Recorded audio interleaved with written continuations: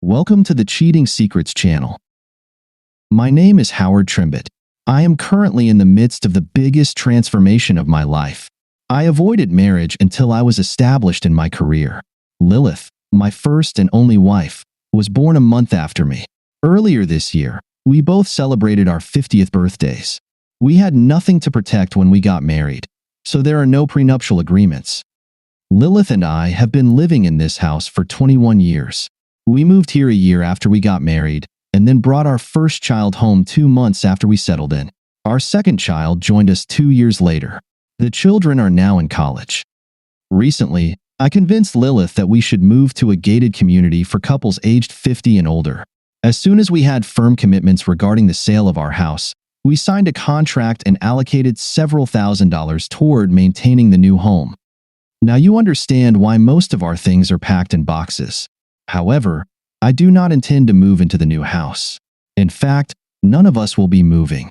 I just had a phone conversation with the realtor who withdrew our offer.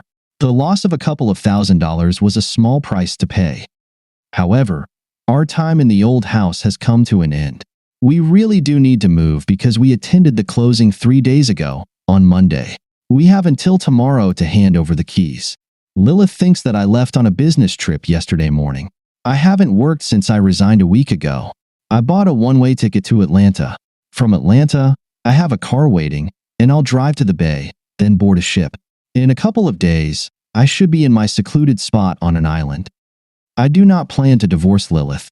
I do plan to take all the proceeds from the sale of our house, my $401,000 payout, and most of our savings. With my newly acquired identity, I hope to live out my life sailing the Caribbean Sea. Opening offshore accounts cost more than I'd like to admit. Thanks to online banking and the corresponding amount of money laundering, all of that money is now in cryptocurrency accounts under my new identity. Since there are more than 10,000 cryptocurrencies, I really hope the one I chose survives. I plan to convert this imaginary money back into something more stable as soon as possible. Imaginary things can disappear at the most inconvenient times, like Lilith's wedding vows. Around 3 p.m., I called Lilith. She answered on the 4th ring, and there was a hint of annoyance in her voice. "Hi, honey. How was the trip?" "It went well, same as usual, just in another city." "What are you doing?" "Just packing up a few more things." "All right, lie number 1. She's 30 miles away, at Arnold Perniss's house. He is Lilith's current lover. I honestly don't know if he is her first lover, but the truth is, I don't care. One is too many. As much as I'd like to put a bullet in their heads, my revenge is simply to leave Lilith alone. Arnold's wife will likely take care of him. Are you labeling the boxes with your things?" "Yes, dear. Mine are clearly marked Lilith. Yours are labeled Howard. It will be very easy to put your things in your closet and mine in mine. Could you please look in my desk for my daily planner? It should be in the top right drawer." A minute later, "I don't see it. Are you sure about where it is?" Lie number 2. She would have to be in my house, where my brother is currently staying, just to check. All I really cared about was that my brother had enough time to vacate the house I sold. Since it seems she's not planning to return anytime soon, I'm confident that my plans won't need to change. "No problem. You said you were having lunch with friends today. Where did you go? Do I know any of them?" "We went to a diner near my office. Just some ladies I work with. What are you planning to have for dinner?" Lie number 3. My investigator says she arrived at Arnold's this morning at 9 a.m. and hasn't left yet. I'll probably just order a steak to my room. The company pays for it. What else are you doing today? Besides letting that creep touch you, you vile creature. Just one more load of laundry and packing up the rest. I hear the dryer buzzing, so I need to go. Call me later. I love you. Will do. I think once you start lying, it becomes easier. There was nothing in this woman that I could trust. There were 2 rental trucks parked outside my old house, and 4 guys were loading things as quickly as they could. The truck with my things was heading to a storage unit that my brother rented this morning. The other truck was making its 4th trip to the consignment store. Both trucks were scheduled to be returned to the rental agency by 5 p.m. By the time I hung up the phone with Lilith, my old house was likely empty. I was waiting for confirmation from my brother. He definitely earned the $5,000 I paid him. The package for overnight delivery, addressed to my lawyer, was ready to be sent. I had signed all the legal documents and was sending them, along with the house keys and the garage door opener. Lilith would also need to return her keys and opener. My lawyer would contact her soon. I didn't call Lilith again. When I tried to talk to Arnold's wife and tell her about the investigator's report, she hung up on me. That's life. She'll receive the report along with the photos and videos, as it will be delivered by courier today. Then there were 16 packages that I sent by mail. Lilith's parents, her friends, her employer, her brothers and sisters, and damn it, even our children received the same package. I included notes in the packages to the children, telling them I was disappointed in them, that I was disappearing, and that I didn't know if I would ever get in touch with them again. And the package I felt best about, the one sent to Lilith by mail, allowed me to finally let it all out. Aside from stirring the pot, I'm not sure what I expected to accomplish. Yet, it was satisfying. Lilith, by now, you've probably realized that your depraved actions have led to the loss of our marriage. I took all the easily accessible money. I also took from the house what I wanted. The rest of our belongings were sent to a consignment store to be sold. My lawyer has the details. You can claim the proceeds. Don't bother looking for your jewelry. That gold fetched me a decent amount of money. The rings from your aunt brought in the most. My wedding ring didn't bring in much, but that's life. That diamond earring you got from Arnold wasn't actually worth much, just like your wedding vows. The house is now empty, and I've withdrawn our offer on the new home. It was just a ruse to get all the proceeds from our house. Thanks for playing along. I don't plan to divorce you. You can spend your money on that if and when you save up.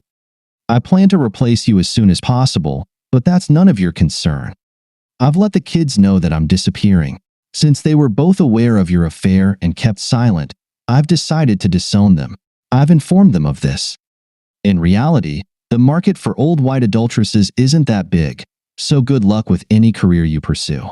If your parents hadn't invested all their money into that retirement village, they might have been able to help you. Maybe you and Arnold can sleep in the same car. Maybe not. I don't know much about him. He's the dregs of society, but apparently, that's what you traded your comfortable life for. I hope all that seminal fluid you swallowed doesn't give you severe heartburn. I left you your father's pistol and a box of bullets. It's a shame you were too busy to join me at the shooting range. Well, just aim and pull the trigger. Got it? If you're planning a murder-suicide, make sure to do it in that order. If Arnold had kept his mouth shut, I might never have found out about the two of you. Bragging to a bartender about how he got a cherry from some old adulteress named Lilith was your downfall. What were the chances he'd walk into my brother Steve's bar? Steve said he was immediately suspicious because there aren't many women with a name like Lilith. It must be karma, especially when Arnold shared that selfie where he's holding your old chest from behind. When he paid with a credit card, Steve asked to see his driver's license. After that, it was pretty easy to get all the proof I needed. And all this for someone with a pencil-sized manhood? How stupid can you be? I hope you weren't planning to pin it all on me and run off with Arnold as your lover. Thanks for a few nice memories, but for the most part, the rest are tainted. Howard. Instead of leaving my phone behind, I tossed it to a homeless guy huddled against a dumpster behind the hotel. I recorded all the contact information I wanted to keep. I slept well that night. To be honest, it took a few mini bottles of alcohol from the hotel room. Since it was all on my credit card, I didn't care. I had no intention of being around to pay any bills. I doubt any of them will get paid. For the last 22 years, Lilith has been a housewife. She worked until she got pregnant shortly after we got married. I had a well-paying job, so she didn't need to work. Too much free time after the kids finished high school turned out to be her downfall. My investigator couldn't uncover much about how Lilith and Arnold met or how long it had been going on. What he did find out was that my children had met with them. For some reason, Lilith dropped by their college campus and invited them out to dinner. The investigator noted that he followed them and recorded video with sound. I was able to identify my children. Arnold was introduced as her lover. Whatever Lilith promised them, it led to their downfall. They had plenty of time to call and talk to me, but that never happened. After taking breakfast to my room, I caught a cab and drove to the used car lot. I simply walked out of the hotel. I'll let Lilith figure out why I didn't check out. I was supposed to check out only on Monday. In an old car, I headed toward the coast. By Saturday evening, I was on the beach, successfully withdrawing a pocketful of local currency from my new identities account. My first purchase was dinner with drinks. During the meal, a very friendly, scantily clad woman convinced me to spend more of that money on her. Compared to Lilith, whom I had slept with for over 20 years, this one was full of energy. With a few hours of breaks between sessions, I spent my money on a night of bliss. The exchange rates made it possible for me to do this every day of the week if that's what I wanted. And yes, at the moment, that's exactly what I wanted. Planning to set up new email accounts, I bought a laptop and a cell phone. It would be difficult to link the new me to my former self. I set up a VoIP phone number and got the latest news from Steve. He said Lilith called and hung up when he teased her about sex from behind. Lilith, at least Howard left me a gun. In my current state, I lie awake at night wondering if I should just end it all. There was a time when I was drunk on attention. I never realized that it was just a game Arnold was playing to turn me into his sex toy. If someone had told me a year ago that I would have an affair, I would have laughed in their face. There was no way in the world that it could or should have happened. Maybe I was ripe for the picking. I met Arnold at the gym. He worked out at the same time as I did. How did I even fall for all this well-rehearsed deception? Somehow, deep down, I think I wanted someone other than Howard. Someone who would tell me I was sweet, sexy, and desirable. He was patient. Compliments turned into drinks and conversations in the parking lot. The decision to stop by a fast food place for a bite to eat was my first mistake. Why on earth would a married woman meet a married man in a private setting? It took months to slowly lead me to what we eventually did. I started thinking about Arnold while having sex with Howard. Most likely, that's why it was easier to give in to the desire to please Arnold. I had already done it in my mind, so it was just a small leap. The way my ego was flattered by how well I did it and how my aging, yet still appealing body excited him, all fueled my infatuation. After Arnold pleased me, I felt he deserved me. I really was a foolish idiot. We moved on to meeting at his summer house once a week. It was quite easy to be a little late coming home from running errands. When Howard was out of town for a few days, I became Arnold's sex toy. Arnold always left me utterly exhausted. Each time, it was a mix of intense sensations and pleasure. Although his size wasn't as impressive as Howard's, the feeling of something new was impossible to ignore. Somewhere along the way, he made me believe that I should leave Howard, take my share in the marriage, and he would do the same with his wife. We could continue our sexual adventures as a couple. I don't know what made me tell my children about this, but I did. I think Arnold led me to this decision to strengthen my resolve to leave the marriage. When Howard went on that trip to Atlanta, I still hadn't decided what I was going to do. I thought I handled Howard's call skillfully. It was only in the morning, as I was getting ready to leave, that I read a message from my sister. She had received a package from Howard with detailed descriptions of my affair. Arnold, Howard knows. Good. You can start the divorce right now. But I don't. I stopped myself because I still hadn't decided if I really wanted a divorce. I ran to the bathroom and threw up. What have I done? Around that time, a car pulled up and a gentleman handed Arnold the divorce papers. That idiot. She's going to leave me with nothing. Take care of your own mess. I'm out of here. And with that, Arnold left. Struggling to get home, I found that our house was completely empty. I vomited again in my bathroom. As I was bent over the toilet, someone rang our doorbell. A package was left at the door. I feared the worst. Howard's letter crushed me. I called my children and told them about the nightmare my life had become. They had received packages too. They had video evidence of what kind of lover I had become for Arnold. They were shocked to realize that Howard no longer wanted anything to do with them. I think they were hoping for a chance to explain their reasons to him. I recognized my own guilt. After buying some fast food, I headed to the consignment store. My credit card still worked, which surprised me. Some of my items had already been sold, and the jerk there said that if I wanted my stuff back, I'd have to pay to cancel the sale. It was cheaper to buy back only what I really wanted. That fast food didn't settle well anymore. When I called Howard's cell, some drunk answered. The kids didn't have any better luck. I didn't think Steve would help me, but I had to try. He laughed when I started asking questions. Here's what I'll tell you, Lilith. I'll pay you $50 a night to be a topless waitress. You'll need one of those bras that lifts those saggy things you call breasts. What do you say to that? Screw you, jerk. Well, don't say I didn't try to help you. I hung up. Bastard. Those were the longest weekends of my life. I slept on the floor and then tried to figure out what else I should buy back from the consignment store. The only pair of shoes I had were the ones I wore home that day. I didn't have any of my makeup. I went to a discount store and bought bathroom essentials. I tried to talk to friends and family, but Howard had sent them the video. Not a single person wanted anything to do with me. The call from Howard's lawyer was alarming. The locks would be changed on Friday, whether I was there or not. Apparently, I could be charged with trespassing if the new homeowners decided to press charges.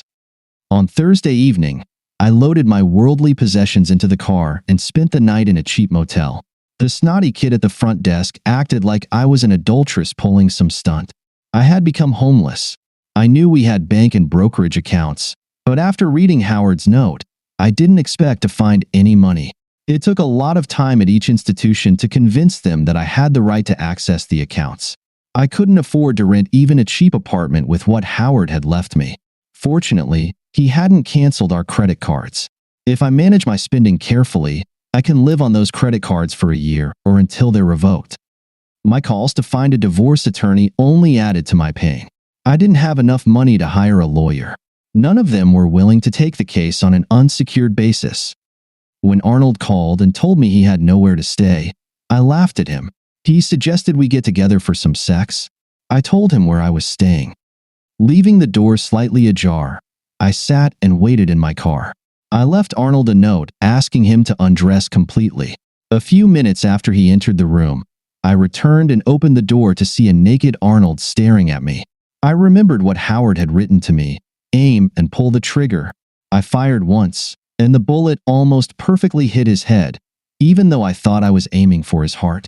I flushed the note down the toilet and waited for the police. The officer I spoke to looked skeptical when I told him that, upon returning, I found a naked man in my room and, before I knew who it was, shot him in self-defense. They confiscated the gun and escorted me to headquarters. I was allowed to leave, but 2 days later, I was arrested for first-degree murder. I forgot that there was a recording of that phone call, and they believe I ambushed Arnold. My court-appointed lawyer can best be described as a green-eared goat. I didn't have much hope of being found not guilty. At least my financial and housing problems were put on hold. Pleasuring my cellmate was not my idea or something that brought me any satisfaction, but she was so much younger and stronger that I didn't have much of a choice. I told my lawyer about it, and all he did was smile. After 3 nights of being forced to pleasure my cellmate, I stabbed her and beat the crap out of her. This got me out of that cell, but unfortunately, into solitary confinement. I might not have to worry about the outcome of my trial, as she made it clear that I'm a walking dead fool. When I asked where my dinner was, the guard told me I'd have to pleasure him or I'd starve. After it was over, I picked up my plate of dinner. I wanted to die. Hi, Steve, it's Howard. What's new? You'd better sit down, Howard. Lilith shot Arnold and then tried to kill herself. She's in a state psychiatric hospital. It felt unreal listening to Steve describe Lilith's ordeal. I'll talk to you later, Steve. My head is spinning. My lawyer said he would investigate and that I should wait for his analysis. Do I have anything to worry about if I go back home? How can I get my money back into the country? He told me to lay low for a few days, and he would verify what Steve told me and let me know what my options are. While strolling along the beach, it didn't take long to pick up another cutie for another night of bliss. I had her start with something pleasant. She wasn't a professional, but I was in 7th heaven. I was having fun and enjoying myself. Damn, it felt good. I planned to have some more fun, but when I woke up, she was gone. It's a good thing all my valuables were locked in the room safe. Still, it was money well spent. I can't say I remember her name, but maybe I'll recognize her on the street. The next day, having failed to find the woman from the previous night, I found another willing woman. These legal affairs were going in my favor. I became addicted to these pleasures. During sex, I don't think about my past life at all. I once read that money can't buy happiness, but money can buy ice cream. Ice cream makes me happy. There seems to be a disconnect here. The same goes for sex. Having a loving wife was nice until she stopped being one. Helping these lonely working mothers seems like a humane thing to do. It's been almost 9 months since my lawyer told me I could come back. I don't think that's going to happen. Since the first time, I haven't missed a day of sex. Some days I try to release women from evening until dawn. At lunchtime, when they see me show up, they light up and start smiling at me. I was still bitter about the kids, so I sent each of them a postcard with a quarter inside. Next time you face a tough decision, I hope you find the inner strength and courage to do the right thing. If not, here's a quarter to flip to make your choice. That's all I'm leaving you. Lilith is considered mentally unstable and remains in a state institution. The murder charges have never been dropped, so if she ever gets better, things will only get worse. Thank you for listening until the end. See you in the next episode of Cheating Secrets. Take care of yourself and your loved ones. Goodbye.